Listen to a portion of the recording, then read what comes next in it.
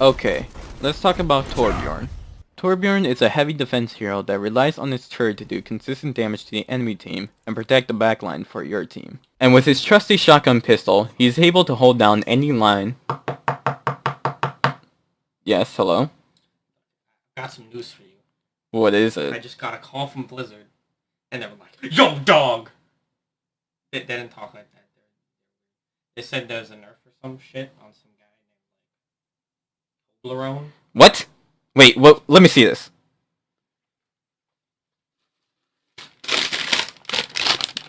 Dang it. No! No! Well, as of now, Torbjorn is now officially trash and is not versatile with any game mode, but he's still somewhat competent in a defense that can still dish out consistent damage. Small, but consistent. Let's take a look at his abilities and weapons to make you scream. Molten Core!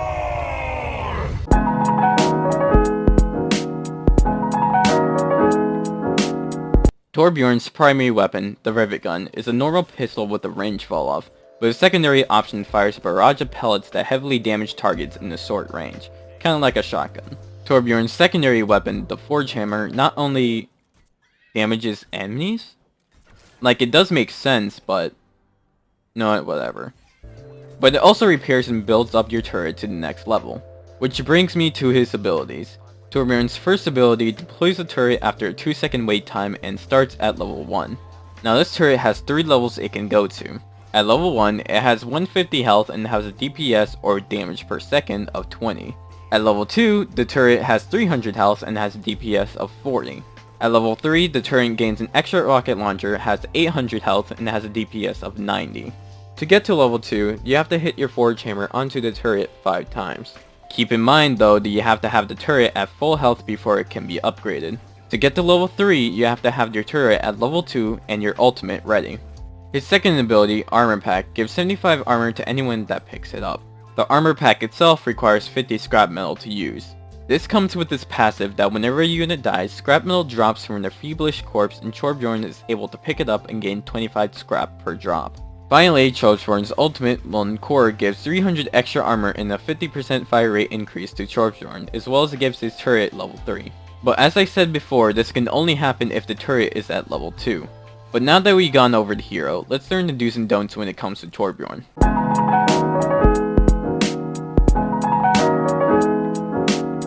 Now back in Torbjorn's heyday, there was a simple 4-step plan that practically works every time in defense.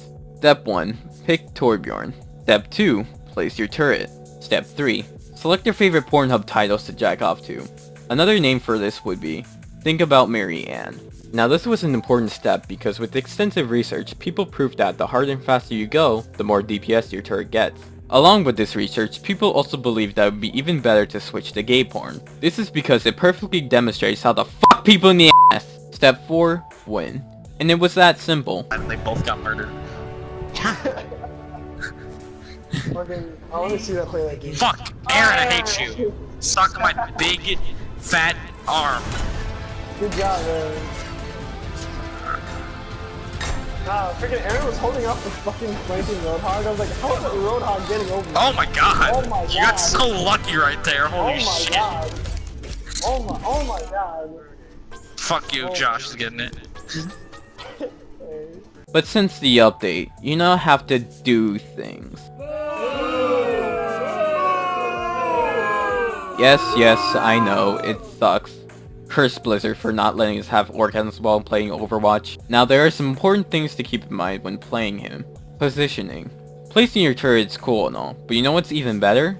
Not letting it die in 2 seconds. With this in mind, you should place a turret at a really good vantage point where it can see everything, but at the same time hard to get to or shoot at. A good example of this is on a map called Nubani, around this area. This gives great vision around the area from the front line to the flanking route from behind, and is not easily seen due to the foliage. Not to mention, if they were to try to take it down, they would risk dying in order to kill the turret. But oh wait, it's only 40 DPS, never mind. They'll probably just walk away without much care and proceed to kill your team. Pacing. Pacing is important when it comes to Torbjorn, because that usually determines where to place his turret.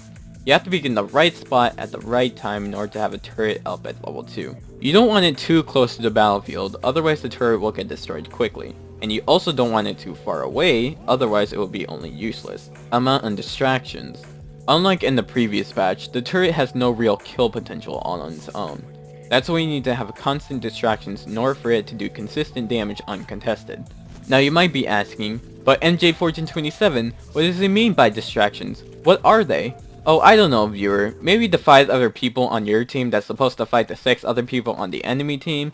Oh, but who knows. But yes, it is simple as that. If they are shooting at your teammates, they're not shooting at your turret. That's why your team has to be coordinated and try and stay in vision of the turret, otherwise their constant damage is gone. Movement. As I said in the beginning, Torbjorn actually has to get up and be the part of the team. And since we're talking about distractions here, you're one of them. In most situations, when people aim for the turret, they aim for the turret alone and not you. Unless you're standing right next to it, of course. This is where you have to deal with the problem yourself. Once they take notice of you shooting at them, they will retaliate you, but not at the turret. See where I'm going with this? You are forcing the player to choose either to continue for the turret or you and risk dying in both situations. But alright kids, let's sit down and talk about some advanced stuff. So the turret's maximum range is about 40 meters. For most Overwatch heroes, the walking time of the 40 meters is about 7 seconds, give or take. Now with the turret DPS alone, which is at 20 at level 1 and 40 at level 2, it takes about 10 and 5 seconds respectively in order to kill an average attack hero with the help of 200. Now if we were to add the reaction time it takes to actually figure out they're being shot at and finding the turret, that would decrease to a max of 4 seconds till they are dead. Unfortunately, this is also assuming that these attack heroes will only walk to these turrets before they start to do damage to it. And in 9 out of 10 situations they will not. For most of these attack heroes, they have abilities that close the gap within a quarter of 7 seconds. Genji's Swift Strike, Reaper's Shadow Step, Daddy's Sprint, and Tracer's Blink.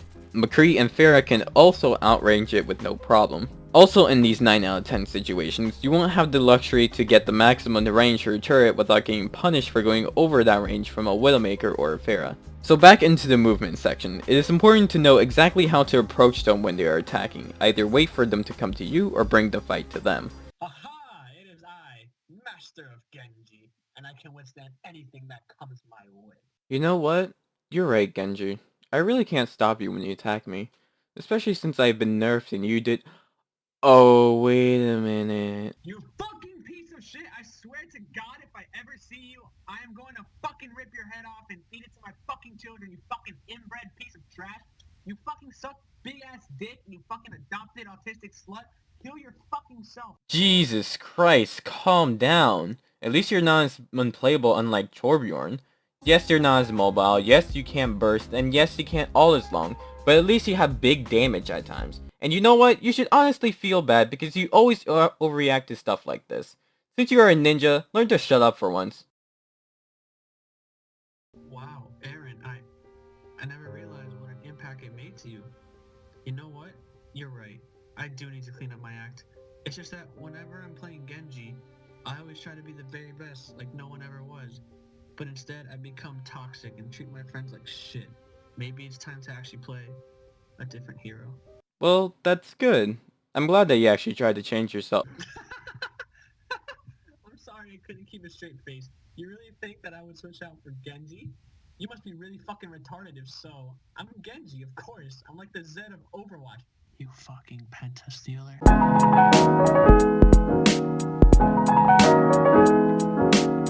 Ever since Torbjorn's dark days, he has been on a recent drastic decline as far as the pick rate. But hopefully with this guide at your disposal, you can at least salvage the rest of what this hero has to offer. Thank you all for watching, and stay sharp. Well, hello everyone, and welcome to Alan's story of life lessons. See, in today's story, we'll be talking about what is truly important in life. But before I get to that, let me tell you a story. A story of a friend of mine named Ethan. Now, Ethan would like to frequent his times on Omegle and talk to random strangers off the internet, which is all fine and dandy until Ethan one day met the most fine, oh my god, let me tell you, this girl was basically naked, and Ethan, I was like, Ethan, you go, man, yes. And yet, Ethan did one thing that I could not fucking believe. Ethan didn't get a single piece of, Ethan didn't get a name, a number, nothing. Like, what the fuck? Oh my god, if I could show you the picture, didn't get a single thing. I just don't get it. He's a damn fool. Like, Whew. After getting triggered by that, some days later, we were in a group, me, Lawrence, and Ethan, we were in a group talking about sacrificing each other for a girl. Whereas Lawrence and I, we were 100% about it. Like, shoot, if I had to sacrifice my life so one of them can get some pussy, best believe I'm ending it today. Ooh. And yet, for some reason, Ethan was like, no, I would never sacrifice you guys for a girl. I was like, Ethan, you damn fool. Like, damn it, Ethan. Ethan doesn't understand that, yes, friendships are important.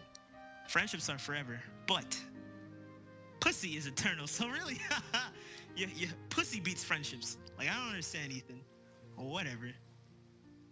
But at the end of the day, the real lesson of today here is that 1, Ethan's a fool. 2, if you meet a hot girl on Omegle, you get that info. And 3, friends are forever, but pussy is eternal. That's your boy Alan signing off.